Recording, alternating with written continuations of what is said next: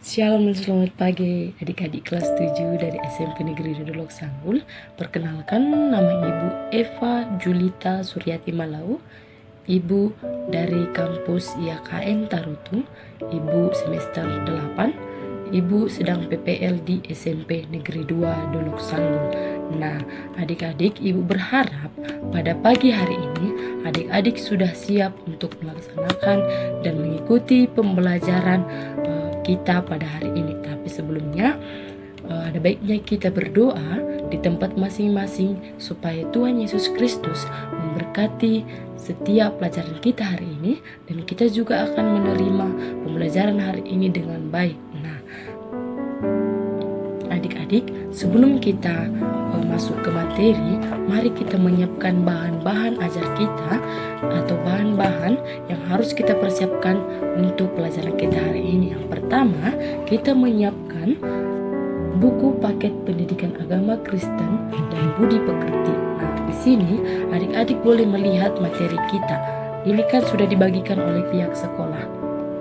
Dan yang kedua, kita menyiapkan Alkitab supaya kita dapat melihat isi Alkitab yang ada di dalam buku paket pendidikan agama Kristen atau yang menjadi materi kita hari ini. Yang ketiga, kita menyiapkan buku tulis dan alat tulis untuk mencatat hal-hal penting atau poin-poin penting yang ada dalam materi pembelajaran kita hari ini. Nah, adik-adik, adapun yang menjadi judul atau materi kita pada hari ini yaitu sekolah dan keluarga sebagai tempat melatih disiplin, yang diambil dari Yosua 24 ayat 14 sampai dengan 28. Nah, hal yang pertama kali yang kita bahas yaitu tentang pengertian disiplin. Nah, di dalam buku pendidikan agama Kristen kita dapat melihat disiplin adalah tindakan individu untuk melaksanakan serta menaati peraturan, tata tertib, dan norma yang berlaku di lembaga tersebut. Dalam pelaksanaan disiplin selalu menuju ke arah pelaksanaan dan patuh terhadap norma, peraturan, dan ukuran-ukuran yang menjadi unsur penentu perilaku manusia. Hal yang kedua yang kita bahas dalam materi hari ini yaitu fungsi disiplin. Di dalam buku pendidikan agama Kristen dikatakan bahwa menurut Tulus dalam Asti Pajaria tahun 2012, disiplin memiliki beberapa fungsi. Yang pertama, untuk menata kehidupan bersama di lingkungan sekolah dan di lingkungan rumah atau lingkungan keluarga. Nah, kita akan membahas di lingkungan rumah.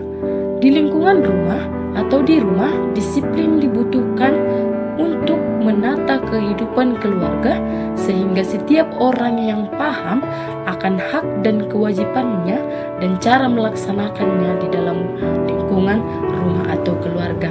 Nah, yang kedua, di sekolah, disiplin diperlukan untuk menata kehidupan serta peserta didik di sekolah dan demi terwujudnya proses belajar mengajar dengan baik dan berkualitas.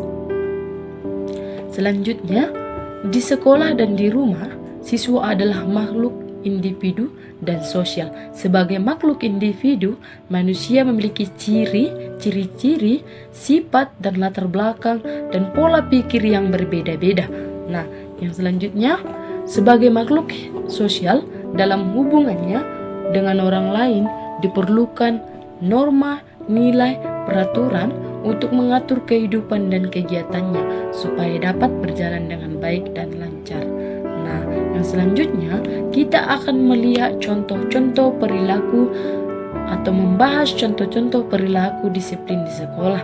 Yang pertama yang bisa kita lihat yaitu masuk ke sekolah dengan tepat waktu atau tidak terlambat. Yang kedua, melaksanakan jadwal piket. Yang ketiga, membuang sampah pada tempatnya. Dan yang keempat, izin terlebih dahulu ketika akan keluar. Nah, yang kelima, tidak membuat gaduh atau keributan di sekolah maupun di ruangan. Nah, di sini kita akan melihat contoh-contoh disiplin di rumah. Yang pertama, tidur dan bangun tepat waktu.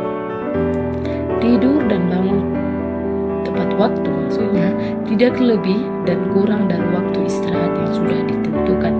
Nah, yang kedua, membantu orang tua.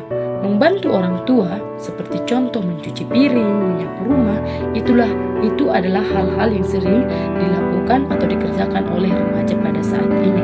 Lakukanlah pekerjaan yang bisa kamu kerjakan.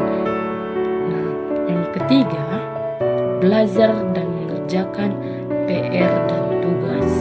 Dan yang keempat, makan dengan teratur. Maksudnya, makanlah dengan sopan, tidak terburu-buru dan tidak berantakan. Nah, selanjutnya, merapikan tempat tidur.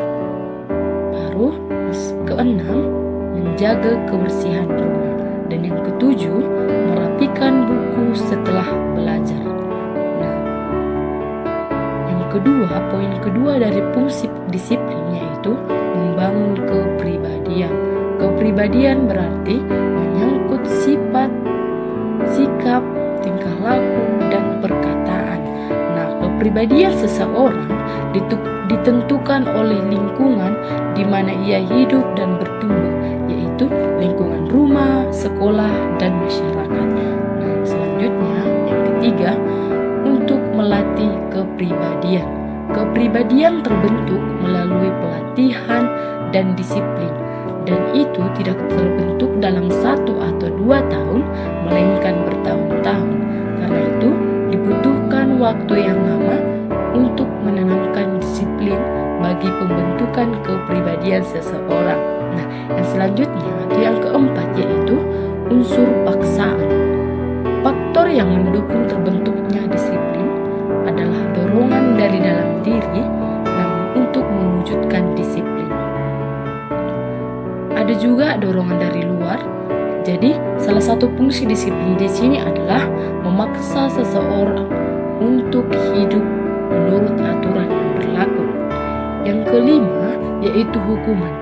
Nah, di dalam hukuman ini peran hukuman atau sanksi amat penting sebagai pendorong agar siswa mau melaksanakan tata tertib dan aturan yang berlaku. Ini sering sekali terjadi di ruangan atau di lingkungan sekolah.